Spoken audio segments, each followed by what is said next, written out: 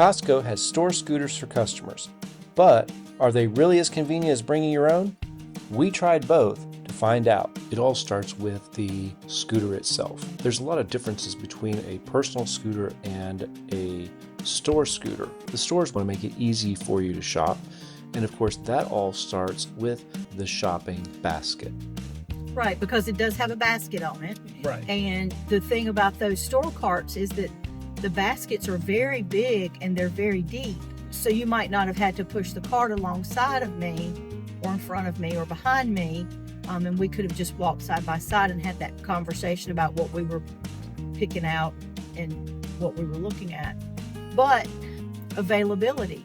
If you don't take your scooter and then you get there and then they don't have enough carts because other people are using them, then you're at a disadvantage and you can't go and do whatever it was that you had planned to do. There's a positive to it where you don't have to worry about taking it with you, but then there's a negative to it to where there may not be any available. And of course, baskets and availability aren't the only differences between the scooters. One difference between my scooter and the carts at Costco is the number of wheels. My scooter has 4 wheels, and those at Costco and other stores similar to Costco have 3. There's a big difference in maneuverability between the 3-wheel and the 4-wheel scooter.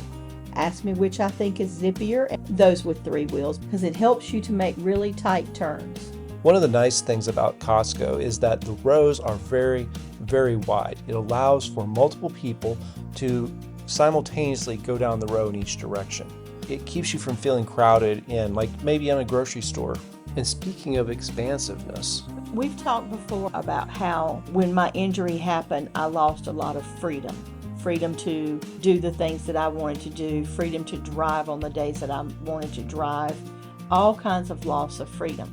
The visit to Costco reminds me there are places that really do support people's desire to be able to be a part of their own life. Not only did the Costco have a wheelchair, it also had, of course, electric scooters. But for people who came in with their own wheelchair, it had wheelchair shopping carts.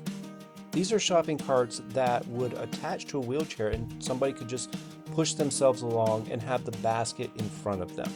This is great for somebody who may not be able to transfer to one of the motorized scooters. We did mention how great this was to the lady that was checking the receipts on the way out, and she indicated that they could also be attached to walkers. If you go to Costco, give it a try. Let us know how that works. They are there for people who have wheelchairs. Unfortunately, with that freedom, some people don't get the full benefits of it because when these stores are very crowded, there's not a lot of room. And because of that, things can get a little hectic. And it's just amazing to me at how many people will just drive right in front of you. Before this happened to me, I've always tried to be conscientious of that. And maybe I wasn't conscientious enough, but I sure do think that there's a lot of people that are not thinking about how they're cutting people off. Costco really seemed like it was a forward-thinking store. They even had a nice cafe area. Unfortunately, those tables do not have a lot of seating that would be considered appropriate for a wheelchair or a scooter. Hard to get between them with the scooter, and basically you just have to pull up to the end of the table if you're in a wheelchair. And of course, there are many other small conveniences located throughout the store. These help people with food safety, and it helps them shop easier. From a mobility standpoint with a person using either a wheelchair or on a scooter was when we were in the meat section, and up against the back of the case, they have the rolls of the plastic bags. If you are on a mobility scooter, you cannot reach to the very back of the case to be able to get yourself a bag. I will say that checkout was pretty easy. Like most places, you have the self-checkout option, and then you have another checkout option with the cashier. We used both. On the cashier one, they unloaded the cart for us. We were using the store cart that day. They unloaded that for us. They gave us a lot of help.